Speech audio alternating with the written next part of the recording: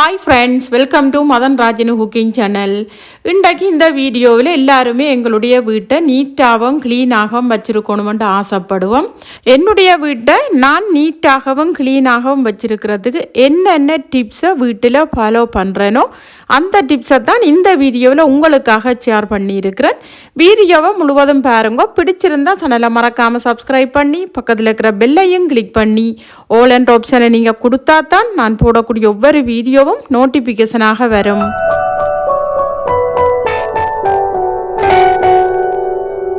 காலையில் எழும்பி பிள்ளையெல்லாம் ஸ்கூலுக்கு விட்டுட்டு நான் முதலாக செய்கிற விஷயம் என்னென்று பார்த்தீங்களென்றால், இந்த பிள்ளைகளெல்லாம் ஸ்கூலுக்கு போக தங்களோட உடுப்புகளெல்லாம் கலட்டி பெட்டிலேயோ அல்லது எங்கேயாவது ஒரு சோபாவிலையோ அல்லது கீழே தரையில் கூட போட்டுட்டு போயிடுவினும். அப்படியான உடுப்புகள் எல்லாத்தையும் எடுத்து நான் துவைக்கிற கூடையில் போட்டுட்டு அதை கொண்டு நான் பாத்ரூமுக்குள்ளே வச்சிருவேன்.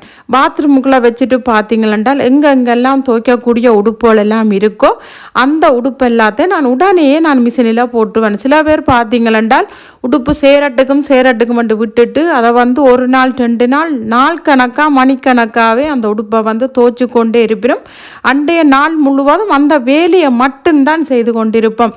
ஆனாலும் பார்த்தீங்களா நான் சனியும் புதனும் தான் உடுப்பு துவைக்கிறதாக இருந்தாலும் சில வேளைகள் பிள்ளைகள் ஸ்கூலுக்கு போகாத லீவு நாளில் வீட்டில் நின்றால் அப்படியும் ஒரு 4-5 உடுப்புண்டாலும் கட்டாயம் பிள்ளைகள் மாற்றுவினும். அப்படியான உடுப்புகள் இருக்கும்போது நான் அதிகமாக சேர விடாமல் கொண்டை பாத்ரூம் கூடைக்குள்ளேயே வச்சுட்டு அப்படியே நான் எடுத்து மிஷினில் போட்டு எல்லாத்தையும் எடுத்து காய விட்டுருவேன். இதை ஒரு பழக்கமாக நாங்கள் வச்சிருந்தோம் என்றால் எங்களோட வீடு எப்பயுமே நீட்டாக இருக்கும். அடுத்தது பார்த்தீங்கன்னா இந்த பிள்ளைகள் டவல் எல்லாத்தையும் துடைச்சிட்டு அங்கங்கே போட்டுவிடணும். அது அப்படியே இருந்து எங்களுக்கு புளிச்சு மணக்கும். இப்போ பாத்ரூம் டோர் பகுதியில் நாங்கள் கேங்கிங் பண்ணுற அந்த பின் கொழுவி இருப்போம். அதில் கொண்டே நாங்கள் இந்த டவலை கொழுவி விட்டுட்டோம் என்றால் அது காஞ்சிரும். அதை விட அதில் இருந்து பேட் ஸ்மெல்லும் எங்களுக்கு வராது. இதையும் ஒரு பழக்கமாக வச்சுருந்தோம் என்றால் வீடு எப்பயும் நீட்டாக இருக்கும். அடுத்தது பார்த்தீங்களென்றால் நாங்கள் எங்கேயும் வெளியே போயிட்டு வந்துட்டோம் என்றால் வரும்போது நல்ல டயர்டாக வருவோம். வந்துட்டு அப்படியே ஹோலில் இருக்கக்கூடிய கதிரையிலையோ அல்லது மேசையிலையோ நாங்கள் எங்களுடைய ஹேண்ட்பேக்கை தூக்கி போட்டுருவோம். சில வேளையில் பார்த்தீங்கன்னா அது 2-3 நாள் கூட அந்த இடத்துலையே இருக்கும். பார்க்கும்போது ஒரு மாதிரி இருக்கும். சில வேளையில் இந்த ஹேண்ட்பேக்கை கொழுவின் இடத்துல காணலைன்ட்டு தேடியும் நாங்கள் இருப்போம். ஆனால் பஞ்சியை பார்க்காமல் வந்த உடனே எந்த இடத்துல இந்த பேக்கெல்லாம் நாங்கள் அரேஞ்ச் பண்ணி வைப்போமோ அந்த இடத்துல கொண்டு நாங்கள் இந்த பேக்கை கொழுவி விட்டுட்டோம் என்றால் நெக்ஸ்ட் டைம் எங்களுக்கு தேவைப்படும் போது ஈஸியாகவும் எடுத்துட்டு போகலாம். வீடையும் நீட்டாகவும் மெயின்டைன் பண்ணலாம். அடுத்த டிப்ஸ் என்னென்று பார்த்தீங்களென்றால் ஒரு பொருளை எடுத்து நாங்கள் யூஸ் பண்ணி போட்டு அது போட்டு வைக்கக்கூடிய ஒரு போத்தலோ அல்லது ஒரு டின்னோ என்ன இருந்தாலும் நாங்கள் சில வேளையில் பஞ்சியை பார்த்துட்டு அந்த பேக்கிங்கோடையே அப்படியே நாங்கள் யூஸ் பண்ணிக்கொண்டிருப்போம். அப்படி யூஸ் பண்ணிக்க பார்த்தீங்கன்னா சில வேளையில் அந்த பேக்கிங் பிஞ்சு கூட அந்த டேபிள் எல்லாம் பரவி போயிருக்கும். நாங்கள் ஆனாலும் அதை கண்டு கொள்ள மாட்டோம்.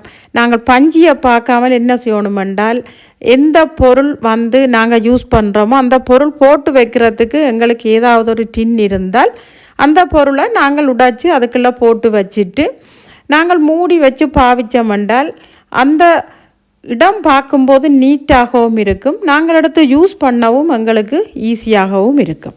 அடுத்தது பார்த்தீங்களென்றால் யூஸ் பண்ணின பொருளை அந்த இடத்துல வைக்காமல் பரவி வைக்கிறேன்னு சொல்லுவினோம். முந்தியெல்லாம் எங்களுடைய அம்மாக்கள் எங்களை பேசியிருக்கணும். ஒரு பொருளை எடுத்த இடத்துல வைக்காமல் பரவி வைக்கிறீங்களண்டு. அந்த பழக்கம்தான் இன்றைக்கு எடுத்த பொருட்களை கொண்டு எடுத்த இடத்துலையே வைக்கிறதுக்கு நாங்கள் பழகியிருக்கிறோம். இந்த பழக்கத்தை நாங்கள் ஒரு பழக்கமாகவே வச்சிருந்தோம் என்றால் எங்களுக்கு தேவையான பொருட்களை நாங்கள் எந்த இடத்துல தேடுவோமோ அந்த இடத்துல இருந்து எடுக்கக்கூடிய மாதிரியும் இருக்கும். எங்களுடைய வீடு பார்க்கும்போது நல்ல நீட்டாகவும் இருக்கும். இங்கே பாருங்கள், இந்த ரெசின் டேபிள் இதெல்லாம் அடுக்கே இருக்கேக்கில் பார்க்கவே ஒரு அழகாக இருக்குது. அடுத்தது பார்த்தீங்களென்றால் வீட்டில் பிள்ளைகள் கலர் பண்ணுறது அல்லது ஏதாவது பேப்பர் எடுத்து ஏதாவது உருவங்கள் வெட்டி கொள்வது அல்லது கோம்பக் செய்கிறது அந்த இடத்துல பார்த்திங்கன்னா இப்படியே எல்லாத்தையும் அடுத்த இடத்துல வச்சுட்டு போயிடுவினம். அப்படி இருக்கிற பொருட்களை எடுத்து அரேஞ்ச் பண்ணுறது என்னுடைய வேலை. பார்த்திங்கன்னா நான் கூடுதலாக என்னுடைய பிள்ளைகளை தான் நீங்கள் எடுத்து அரேஞ்ச் பண்ணுங்கன்னு சொன்னது. அவைக்கு நாளைக்கு ஸ்கூல் இருக்கிறபடியாக இன்றைக்கு கொஞ்சம் ஏர்லியாக ஆக்களை படுக்க வைக்கணுமெண்டு நீங்கள் போய் படுங்கோ, நான் இதெல்லாத்தையும் எடுத்து வச்சுட்டு வாரண்டா இவளை படுக்க வச்சுட்டேன். அதுக்காக பாருங்க நான் இதெல்லாம் க்ளீன் பண்ணி கொண்டிருக்கிறேன். இப்படி நாங்கள் க்ளீன் பண்ணி விட்டுட்டோம் என்றாலே விடிய எழும்பி பார்க்கும்போது இந்த இடம் அவ்வளவு நீட்டாக இருக்கும். பார்க்கும்போது உங்களுடைய மைண்டுக்கு வந்து ரிலாக்ஸ் ஆகிருக்கும். எப்பயுமே என்ன க்ளீனிங் கண்டு கதைக்கிறீங்க, உங்களுக்கு என்ன மண்டை பழுதோண்டு கூட நீங்கள் கொமெண்ட்ஸில் போடுறீங்க. ஆனால் க்ளீனாக இருக்கிறது வந்து மண்டை பழுது இல்லை, மண்டை வந்து எப்பையும் ஃப்ரெஷ்ஷாக வச்சுருக்கிறதுக்கு தான் இந்த க்ளீனிங்கை பற்றியே நான் கதைக்கிறேன். டீக்ளக்டரிங்கை பற்றி இதையும் வந்து நாங்கள் ஒரு பழக்கமாக வச்சு கொண்டோம் என்றால் எங்களுடைய வீடு வந்து எப்பயுமே நீட்டாகவும் க்ளீனாகவும் மெயின்டைன் பண்ணலாம். அடுத்தது முக்கியமான ஒரு டிப்ஸ், இது வந்து நான் எப்பயுமே இதில் வந்து கவனமாகவே இருப்பேன். எப்போ பிள்ளைகள் வெளியில் போய் வந்தாலும் இந்த சூக்கள் எல்லாம் கலட்டி அப்படியே அந்த கொரோடோர் லைனுக்கே இருக்கும். ஆனால் நான் முதலாவதாக பார்த்தீங்களென்றால் சொக்ஸ் எல்லாத்தையும் எடுத்து துவைக்கிற கூடையில் போட்டுட்டு இந்த சூக்கள் எல்லாத்தையுமே எடுத்து நான் அந்தந்த இடத்துல அரேஞ்ச் பண்ணி வச்சிருவேன். இதையும் வந்து ஒரு பழக்கமாக நீங்கள் செய்து பாருங்கோ. உண்மையில் உங்களுக்கே ஒரு நல்ல ஒரு மைண்டுக்கு ரிலாக்ஸ் ஆகிருக்கும். ஏனெண்டா அந்தந்த பொருட்களை அந்தந்த இடத்துல வச்சாதான் வீட்டுக்கு வடிவு. அதை விட வீடு வந்து ஒரு மியூசியம் இல்லை, வீடு வந்து எப்பயுமே கலைஞ்சு போய்த்தான் இருக்கும். ஆனால் நாங்கள் நீட்டாக மெயின்டைன் பண்ணணுமெண்டா நாங்கள் இதெல்லாம் செய்து தான் ஆகணும். அடுத்த டிப்ஸ் என்னென்று பார்த்தீங்கன்னா, நீங்கள் வேலைக்கு போகிறவர்களாக இருந்தாலும் சரி, அல்ல வீட்டில் நீங்கள் பிள்ளைகளை பார்த்து வேலை செய்கிறார்கள் என்றாலும் சரி, அந்த கோலுக்குள்ளே இருக்கக்கூடிய அந்த சோஃபாவில் ஏதாவது பொருட்கள் பிள்ளைகளின் உடுப்போ அல்லது ஏதாவது ஒரு பெட்ஷீட்டோ பிலோவோ பிள்ளைகள் படுத்துட்டு அப்படியே விட்டுட்டு போயிடுவேணும். அந்த டிவி பார்க்குற டைம் பார்த்தீங்களென்றால் நாங்கள் அதில் இருக்கக்கூடிய பொருட்களையும் எடுத்து அந்த சோஃபாவுக்கு விரிக்கக்கூடிய அந்த கவரையும் எடுத்து நல்ல வடிவாக உதறி போட்டு அந்த சோஃபாவில் திருப்பி விரிச்சிட்டு நாங்கள் அரேஞ்ச் பண்ணி விட்டுட்ட வேண்டாம். அந்த ஹோலே பார்க்கும்போதும் மேலே ஒரு தனி அழகாக இருக்கும். அதை விட பார்த்திங்கன்னா கடகடண்டு நாங்கள் அந்த இடம் எங்களுக்கு பெருக்க வேண்டி இருந்தால் நாங்கள் அந்த இடத்த வந்து பெருக்கியோ கூட்டியோ நாங்கள் விட்டு விடலாம். இதுக்கு வந்து ஒரு 10 நிமிடம் நாங்கள் ஒதுக்கினாலே நல்ல நீட்டாக வந்து எங்களுடைய வீட்டை மெயின்டைன் பண்ணலாம். அடுத்த டிப்ஸ் என்னென்று பார்த்தீங்களென்றால், இந்த தோச்சு காய விட்ட உடுப்புகளை நாங்கள் இந்த பெட்டிலேயோ அல்லது ஒரு பாயிலையோ அல்லது ஒரு கதிரையிலேயோ போட்டுட்டு நாங்கள் இதை அப்படியே விட்டுருவோம். அந்த இடத்தை பார்க்கும்போதே அந்த இடம் வந்து ஒரு க்ளீன் இல்லாத மாதிரி தான் இருக்கும். இது எனக்கு மட்டுமில்லை, எல்லாருக்குமே இது தோணுறது ஒன்று தான். இந்த உடுப்புகளை வந்து நாங்கள் காய விட்டு எடுத்துட்டோம்டா உடனேயுமே நாங்கள் மடித்து அந்தந்த இடத்துல அரேஞ்ச் பண்ணி விட்டுட்டோம்டா பார்க்கும்போது அந்த இடம் வந்து அவ்வளவு நீட்டாக இருக்கிற மாதிரி இருக்கும். இது என்னுடைய உடுப்பு தான். பிள்ளைகள் தங்களுடைய உடுப்பை தாங்களே எடுத்துக்கொண்டே மடித்து எல்லாமே கபர்ட்டில் அரேஞ்ச் பண்ணிட்டினோம். இதை நாங்கள் ஒரு பழக்கமாக வச்சுருந்தோம்டா எப்பயுமே எங்களோட வீடை வந்து நீட்டாக மெயின்டைன் பண்ணலாம். அடுத்ததாக பார்த்தீங்களென்றால் நாங்கள் வீட்டில் துவைக்கிற சில உடுப்புகள் காய விடுறதுக்கு எங்களுக்கு இடம் இல்லையண்டா வீட்டின் கதவில் போட்டுருவோம். போட்டுட்டு அது காஞ்சாலும் சில வேளையில் நாங்கள் எடுத்து வைக்க மாட்டோம். அப்படியான நேரம் பார்க்கும்போது எங்களுக்கு வீடு ஒரு மாதிரி இருக்கும். ஆனால் காஞ்ச உடனேயும் நாங்கள் அதை எடுத்து வச்சுட்டோம்டா பார்க்கும்போது வீடு நீட்டாக இருக்கிற மாதிரியே இருக்கும். அடுத்தது சில வேளைகளில் நாங்கள் இந்த உடுப்புகளை துவைச்சி காய விட்டுட்டு அந்த காய விடுறது கொண்டு அந்த உடுப்பு கூடையை நாங்கள் அதிலேயே போட்டுருவோம். அதை நாங்கள் அதில் வைக்காமல் அந்த காய விடுற உடுப்பு கூட எங்கே இருந்ததோ அந்த இடத்துல நாங்கள் கொண்டு வச்சிட்டோம்டா நெக்ஸ்ட் டைம் வந்து அதை எடுத்து யூஸ் பண்ணுறதுக்கும் எங்களுக்கு ஈஸியாக இருக்கும். அடுத்தது பார்த்தீங்களென்றால் நாங்கள் யூஸ் பண்ணி முடிஞ்ச பொருட்கள் முடிஞ்சாலே நாங்கள் தூக்கி டஸ்ட்பினில் போடாமல் அந்த இடத்துலே வைக்கிறது. அப்படி பார்க்கும்போது பாத்ரூம் என்றாலும் சரி ரூமில் என்றாலும் சரி அது அந்த இடம் குப்பையாக இருக்கிற மாதிரி இருக்கும். நாங்கள் உடனே எடுத்துக்கொண்டு டஸ்ட்பினில் போட்டுட்டோம்னால் அந்த இடத்தை வந்து நீட்டாகவே மெயின்டைன் பண்ணலாம். அடுத்தது பார்த்தீங்களென்றால் வீட்டில் இருக்கக்கூடிய அந்த கோல் பகுதியில் தான் நாங்களோ அல்லது பிள்ளைகளோ அல்லது யாரும் விசிட்டர்ஸ் வந்தாலும் இருப்போம். அந்த இடம் வந்து கூடுதலாக எங்களுக்கு குப்பையும் கஞ்சலுமாக இருக்கும். அப்படி இருக்கிற நேரத்தில் நாங்கள் டெய்லியும் அதை கூட்டி நாங்கள் க்ளீன் பண்ண வேணும். அப்போ தான் எங்களுக்கு அந்த ஹோல் வந்து நல்ல நீட்டாக இருக்கிற மாதிரியே இருக்கும். சில பேர் எங்களுக்கு இதில் குப்பை கஞ்சல் ஒன்றும் இல்லை என்று சொல்லி போட்டு கூட்டாமல் விடுவீங்கள். ஆனால் அதில் வந்து எங்களுக்கு தெரியாமலே நிறைய டஸ்ட்டுகள் படிஞ்சிருக்கும். டஸ்ட்டுகள் படிஞ்சிருந்தாலே அந்த நிலம் எல்லாம் ஒரு மாதிரி மங்கலாக இருக்கும். அப்படியான நேரம் பார்க்கும்போது அந்த இடம் எங்களுக்கு நீட் இல்லாத மாதிரி இருக்கும். ஒரு தடவை இந்த ஹோலை வந்து நல்ல வடிவாக பெருக்கி போட்டு இருந்து பாருங்கோ, அந்த ஹோல் வந்து இவ்வளவு நீட்டாக இருக்குதுன்ட்டு தெரியும். அடுத்த டிப்ஸ் என்னென்று பார்த்தீங்கன்னா நாங்கள் கூட்டி கொண்டை விடுற அந்த கஞ்சல்களை ஒரு சிவர்கரையிலே அப்படியே விட்டு விடுறது. அப்படி விட்டு விட்டோம்னு பார்த்தீங்கன்னா அந்த இடத்துல நாங்கள் நடந்து வரும்போதும் போகும்போதும் காலில் தட்டுப்பட்டு திருப்பியும் அந்த டஸ்ட்டுகள் கஞ்சல்களும் எங்களுக்கு வந்தோன்றிருக்கும். உடனேயும் நாங்கள் கூட்டி எந்த இடத்த விடுறோமோ அந்த இடத்துல நாங்கள் அதை அள்ளி டஸ்ட்பினில் போட்டு விட்டோம் என்றால் பார்க்கும்போது அந்த இடம் நல்லா நீட்டாகவும் இருக்கும்.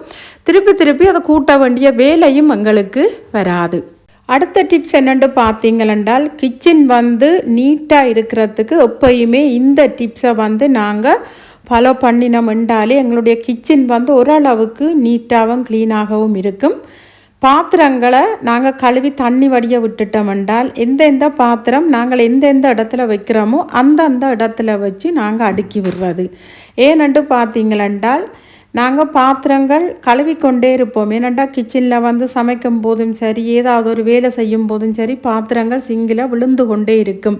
அப்படி நாங்கள் கழுவி வச்ச பாத்திரங்களை எடுத்து அடுக்காமல் திருப்பி பாத்திரங்கள் எவ்வளவுத்துக்கு கழுவி வைக்கிறோமோ அவ்வளவுத்துக்கு கிச்சன் முழுவதுமே பாத்திரமாக தான் இருக்கும்.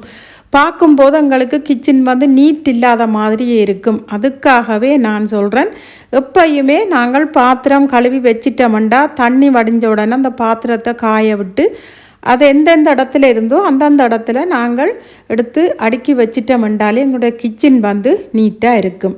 அடுத்தது பார்த்தீங்களென்றால் ஒரு கொஞ்சம் சாப்பாடு பெரிய பாத்திரத்துக்குள்ளே இருக்கும். அதை நாங்கள் அப்படியே வச்சு மூடி விடுவோம்.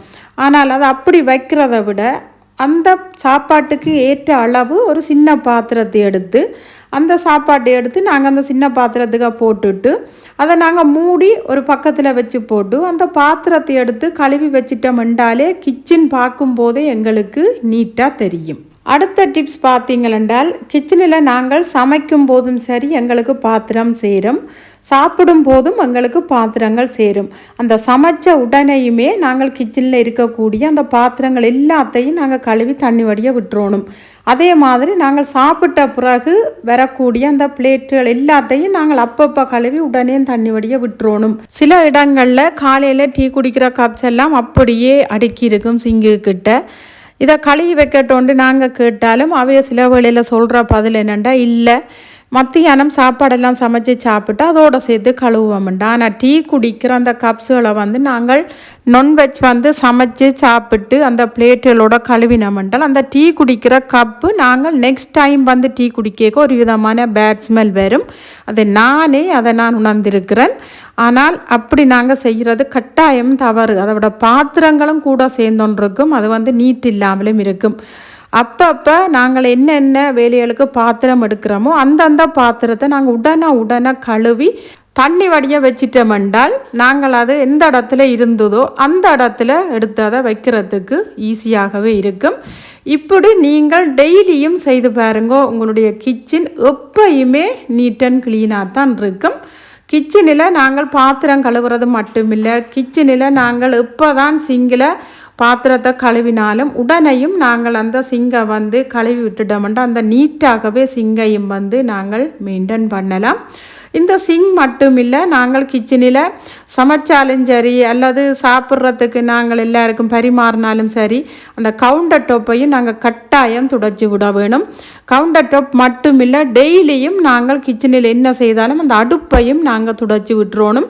அந்த அடுப்பு பகுதி மட்டும் இல்லை, அந்த அடுப்பு பகுதிக்கு மேலே இருக்கக்கூடிய அந்த டைல்ஸ் பகுதியில் தான் அதிகப்படியான எண்ணெய் பிசுக்குகள் எங்களுக்கு படும். அந்த இடத்தையும் டெய்லியும் நாங்கள் துடைச்சி விட்டுட்டோம்டா கிச்சன் எப்பயுமே நீட் அண்ட் க்ளீனாக நாங்கள் வச்சு மெயின்டைன் பண்ணலாம். ஓகே ஃப்ரெண்ட்ஸ், இந்த வீடியோவில் எங்களுடைய வீட்டையும் கிச்சனையும் எப்படி நாங்கள் நீட் அண்ட் க்ளீனாக மெயின்டைன் பண்ணலாம்ன்ற டிப்ஸ் தான் பார்த்தீங்கள். இந்த வீடியோ கண்டிப்பாக உங்கள் எல்லாருக்கும் யூஸ்ஃபுல்லாக இருக்குமென்று நினைக்கிறேன். இந்த வீடியோ உங்களுக்கு பிடிச்சிருந்தால் லைக், கமெண்ட், ஷேர் பண்ணுங்க. மறக்காமல் சப்ஸ்கிரைப் பண்ணுங்க. அப்படியே பக்கத்தில் இருக்கிற பெல்லையும் கிளிக் பண்ணுங்க. அப்போ தான் நான் போகிற ஒரு வீடியோ உங்களை சேரும். Okay, bye bye.